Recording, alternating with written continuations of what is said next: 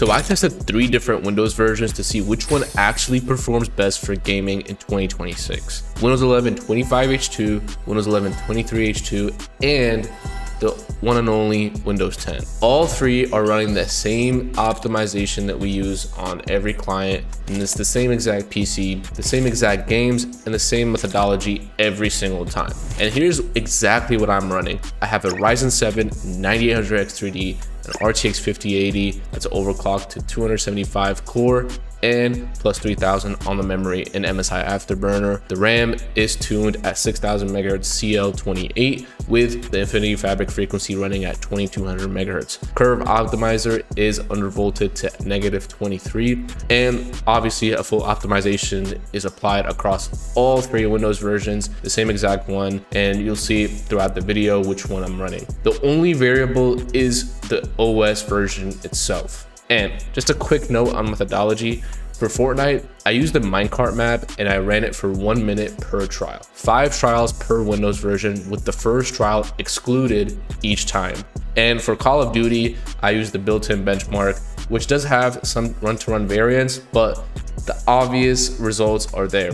For Counter-Strike 2, I used the official workshop benchmark map, that is CS2 Haven.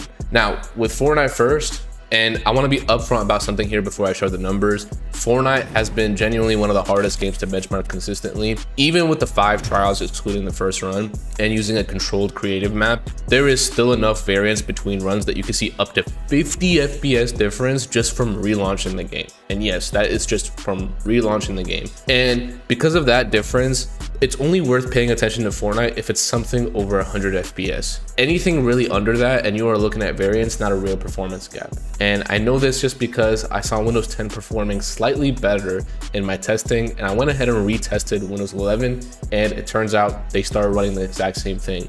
So there is a clear problem with variance when it comes to Fortnite. That's why it's a very hard game to sit there and make conclusions about, just due to that fact.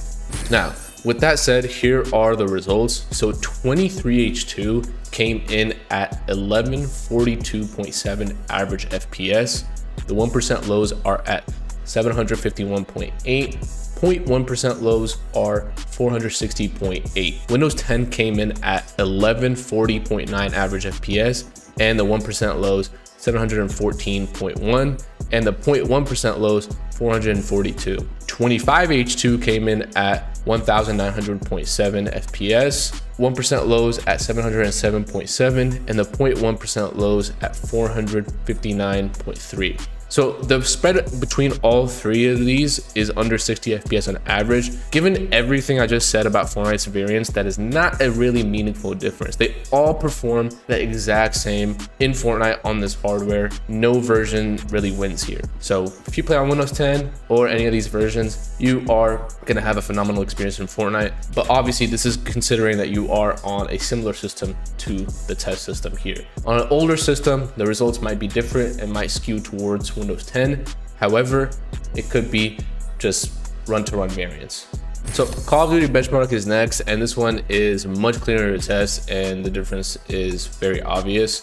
So 25H2, the overall average FPS is 404, and the average CPU FPS is 611, and CPU 1% lows for the FPS is 456. Now for 23H2, the overall average FPS is again 404, and the average CPU FPS is 610, and the CPU 1% lows 458. So pretty much exactly the same performance on both of these, and that's pretty good. So for Windows 10, this is exactly where you start seeing the architecture pretty much slowing down. So in Call of Duty, the average overall FPS is 394, and the CPU average is 569, and the CPU load first is 444.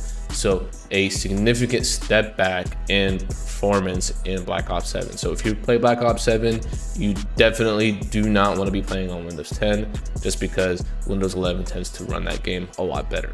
So Counter-Strike 2 workshop benchmark, and I'm pretty sure all of you that play Counter-Strike 2 know exactly which benchmark I'm talking about. The 23H2 average FPS is 1261, and the 1% lows are 405.1. Now the 25H2 H2 average FPS is 1253.9, and the 1% lows are 401.8. Windows 10 average FPS is 1222, and the 1% lows 407.3. So all three are close in Counter-Strike 2. Windows 10 is about 30 to 40 FPS behind on the average, but the 1% lows are virtually identical across all three. And it's pretty much run and run variants. So on paper, Windows 10 is competitive in Counter-Strike 2 right now, but here's the thing. If you play Faceit, they did announce that Counter-Strike 2 will not be supported with Faceit in October this year. So even if the performance is close today, the clock is already ticking for Windows 10 for CS2 competitive players. And here's the takeaway. When a system is fully optimized, most games generally perform the same regardless of Windows version. And the main exception we saw here specifically was Call of Duty,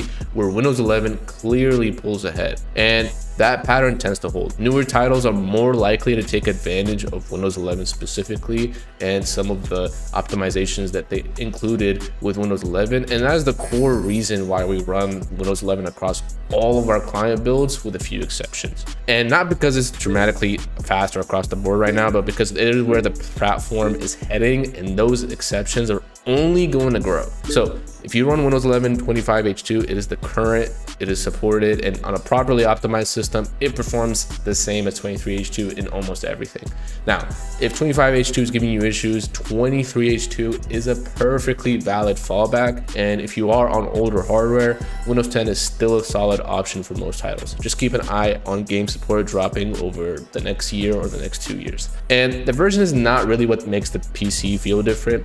A properly configured system on any of these Windows versions will outperform a stock system on the best one every single time. And that is why on this particular system, the BIOS completely stayed the same. Now, if we had a stock configuration when it comes to the BIOS settings and the Windows settings, obviously the results are going to be way worse on Windows 11, just because Windows 11 tends to be a lot more bloated compared to Windows 10. Now, the reason why we did an optimization on all three is because we're testing the actual architecture of the Windows rather than an optimization scale or a lack of optimization in the system. So that is exactly what we do at Xilly.net. We have done the testing for you, so you do not have to guess, and links in the description. Otherwise, peace out.